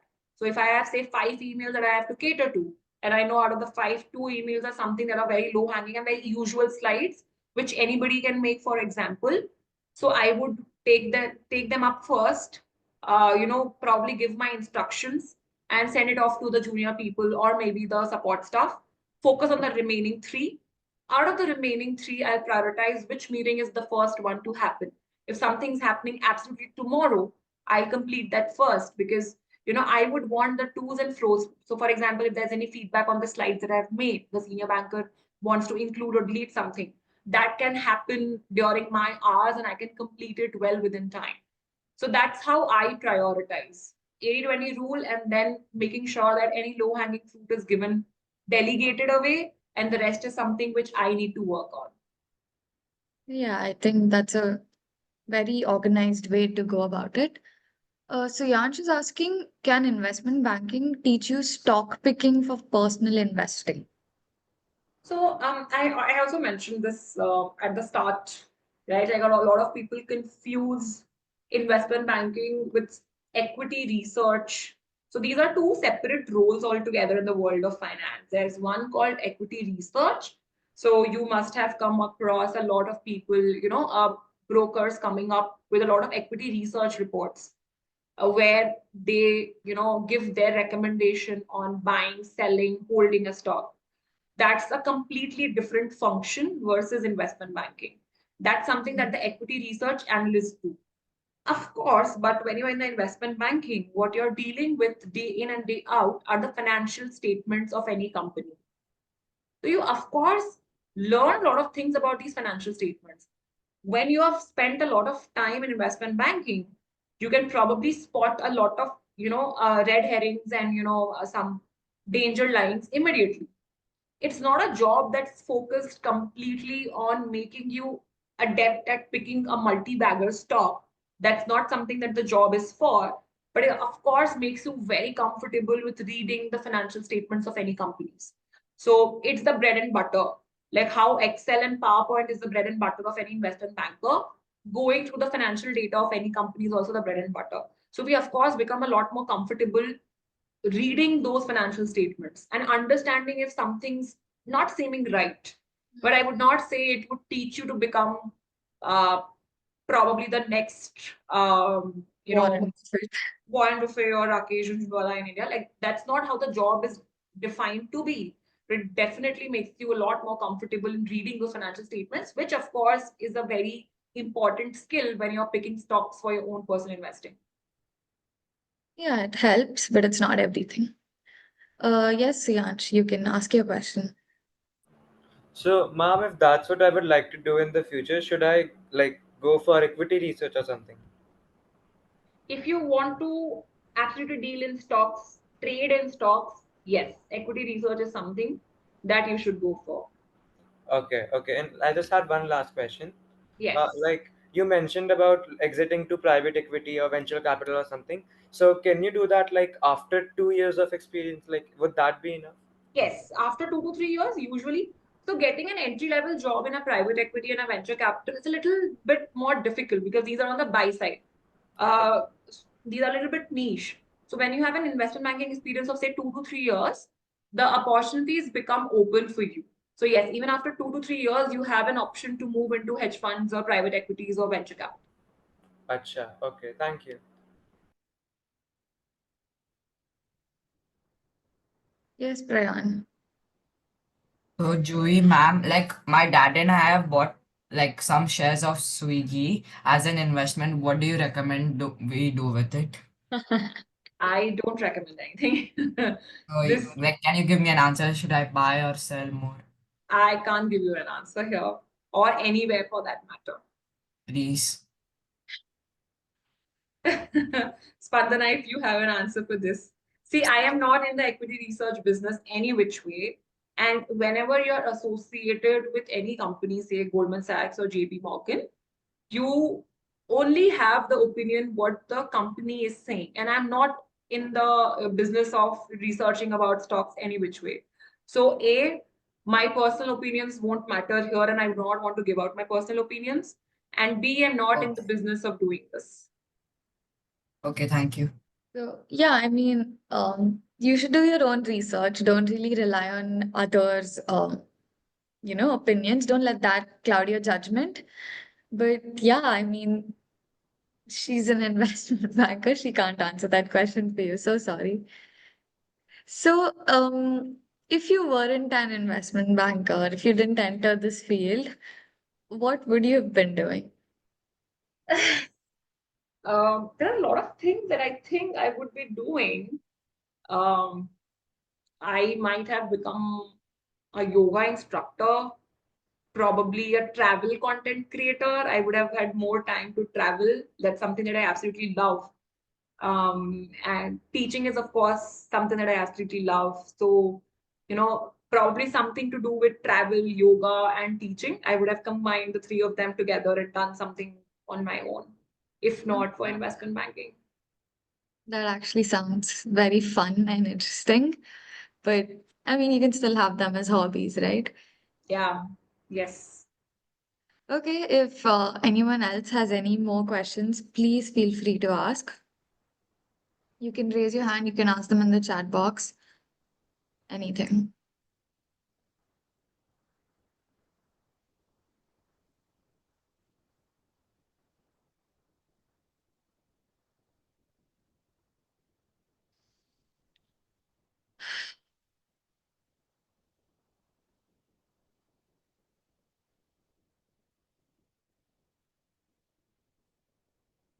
Anyone?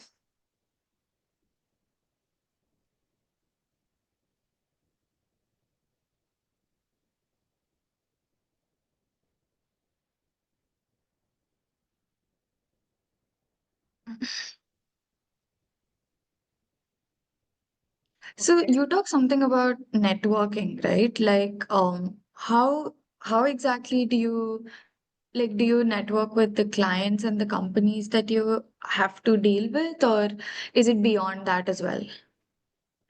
So it's of course a little bit beyond that as well. So you have to develop a relationship. And it's not just true for investment banking, it's true for any other job role that you pick up, right? So you have to build relationships with people who you are dealing with, who you are working with. And that's where networking comes into the play. And how you do it is, I think, something very personal, like, those little bit of small talks going beyond the line. Like, for example, if I'm starting this meeting and I am on with a client, there can be two things, two ways of approaching the meeting. One is I go in straight with my work, I bombard a lot of questions with the client. And that's one approach. I just talk about professional life and I leave the meeting. Second approach is if, say, both of us belong to different regions, I get into the meeting. The first question I ask is, hey, how are you doing? I heard that you were on a vacation last time. So, how was your vacation? What did you do? Where did you go? These small and different questions that if you ask, these help you build the longer term relationships, and this also makes you feel more approachable from the client's perspective and different stakeholders' perspective. They think, oh, this person can be approached. I think we had a little small talk, and I know. And the next time when you meet, probably if you also leave them with a cliffhanger, say if you leave them, oh, I'm also going on a vacation the next week and I'm planning to go there. Can you just give me some suggestions? They also feel important at the same time. Oh, my suggestions really matter to them. So these are small approaches to how you can start networking.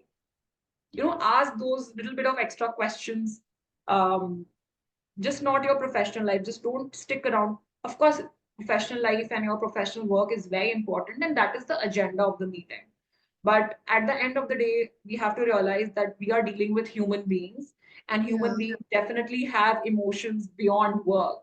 So if you can just, spend maybe 5 minutes of the entire 30 minutes meeting on talking about something personal, that leaves a mark on the other person, and that person will probably remember your name for the next deal. And hey, I really want to, work with Juhi.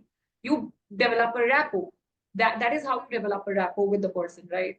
And that enables long-term friendships and relationships. Yeah, that's nice because we're all social beings at the end of the day. Yeah. Yes, Atharva. Hi. So something that I think investment banking is very infamous for is burnout. So my question to you is how's burnout in the sector, and what's the average, life of a career in investment banking? Also, I also wanted to ask that what's the impact of an Ivy League education in starting salaries in India when it comes to investment banking? And how can salaries also differ when we talk about countries abroad? Okay. So I'll take your first question first, which is burnout. Of course, there are burnouts, there are long working hours, but as I mentioned, there are cycles also. You get breaks in between. When you're working with investment banks, you have like approved leaves, paid leaves throughout the year, which you can utilize. Take your time off. Like once a project is completed, you can take some time off, go travel, or whatever makes you rejuvenated, you can do that.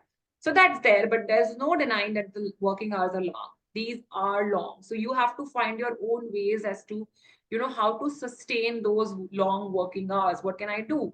So maybe something very small that I do is every 1.5 hours, I just, get up from my desk, stretch a little bit, probably walk around the desk, talk to somebody, come back, sit on my desk, and then start working again. So this 5 minutes break in between that I take helps me go for long. So you have to figure out your own ways of as to how you keep that burnout away. And of course, when you see the money that's coming at the end of the month, you're of course rejuvenated a lot faster. Talking about salaries and how Ivy League, of course, Ivy League, what's the difference between probably how will Ivy League, they have their own brand names and they have their own legacies since a very long time. So of course these do have, so probably if you are doing an MBA from a tier 2, tier 3, tier 4 college, and when you, if you want to, start directly into investment banking, that might not be possible for you in India or for anywhere else. But when you go to an Ivy League, that's it's a concept of head start basically. The head start that you get when you have come from an Ivy League is of course great. But in the longer run, if you think about how things pan out in the longer term, does it really matter for me to go to Harvard and then only I can get an investment banking and sustain? No, that's not important. That does not matter in the longer run. But if I talk about opportunities that are at your door from day one, of course, an Ivy League student will have, say, 10x more opportunities from day one versus somebody else. And what was your third question? I think there were 2 or 3 questions. Ivy Leagues. About Ivy Leagues and if how it matters in India and abroad. Yeah, so another aspect of my question was that how long, like at what age do most investment bankers retire? And my third question was how does the salary compare when compared with, the sector abroad and in India? So is there a big jump in the salaries out that you would expect outside when you're comparing that with also like when you're factoring in the living costs as well? So say the first question was one is the salaries across different regions. What was the other question? What's like the average retirement age for somebody in the sector? I would say there's no average retirement age, but people, generally after having spent good 5, 7, 10 years in the investment banking, and when they want to spend more time with their families and have, have progress in their personal lives, have some other, commitments come into the life, they do want to take a break and do something lighter so that they can spend more time with family and do something that they had been wanting to do since a very long time. So there's no average retirement age, but I would say what I have seen generally is like people spend good 5 to 10 years who really stick around. And that's something when they decide to. So there are 2 kinds of people. One who come into investment banking, realize this is not my cup of tea and leave in the next 1 to 2 years. Others who stick on for a longer time and they generally stick on for 5 to 10 years. Then either they exit to do something of their own and probably take a break, or they move into the buy side of things, say private equity or hedge funds or something on those lines. So it's again a personal choice how you want to, like, what's more important for you. Is it more important to work a lot more in the initial years, or it's equally important for you to spend a lot of time with your family in your initial years? So it's a trade-off that you have to choose. But I think usually what I have seen is people stick around for 5 to 10 years before moving somewhere else. To your second part, which was how salaries fare across the Americas probably, and the different regions and versus India, of course there's a stark difference, but you also have to factor in the living cost, because a lot of these places are also a lot more expensive than India. In India, maybe if you can, by spending say only 20% of your income on rent is something that you can survive, probably that's not the case outside.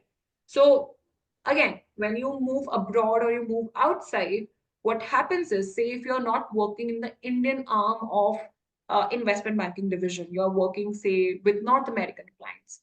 So what's the difference when you're working with North American clients? What's the difference in staying in India versus working and staying in New York? The difference is, if you're in India and you're working with North American clients, you might not be involved in a lot of client meetings, which means the information that you get is probably secondhand, or maybe just the bankers passing you information.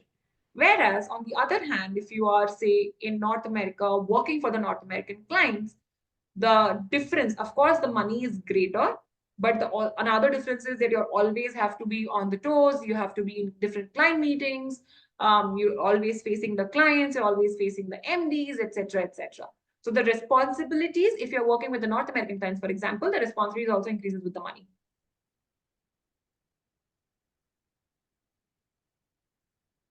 I hope that answers your questions, Atharva. Okay. Let's just take up one last question. Suyansh is asking, does the Ivy League have brand value in India, or are IIMs better for jobs in India?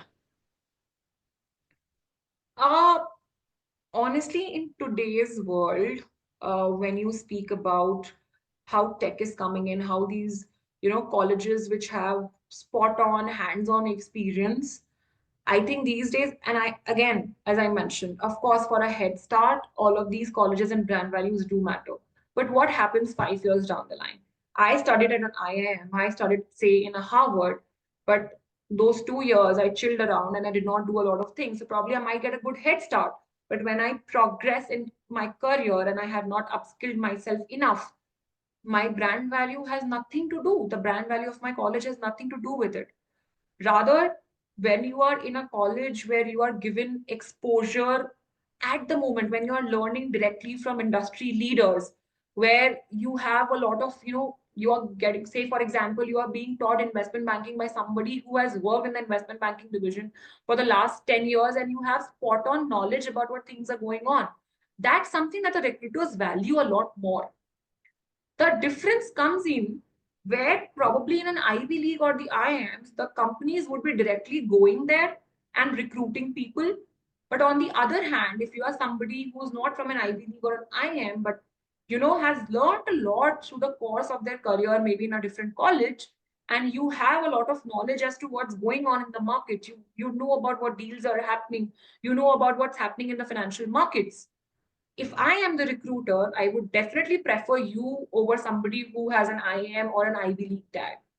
It's the same thing. A brand value can only give you a head start. After that, it's completely upon you how you take the trajectory, how you shape the path for your own career.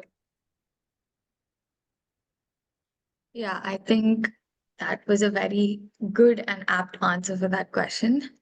And thank you so much for spending time with us here today, taking out time from your busy life. And we got quite a lot of insights. We learned a lot from your experience.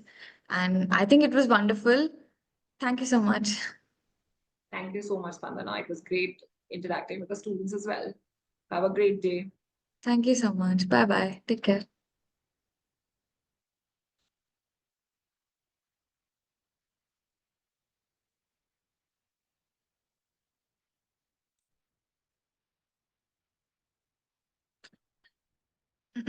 Guys, there's just a feedback session. There's a link in the chat. Just please take out 2 seconds to fill that out. I hope you all had fun today. I hope you had a lot to learn. Thank you so much for being here on a Saturday. And yeah, I hope to see you guys soon. Bye bye.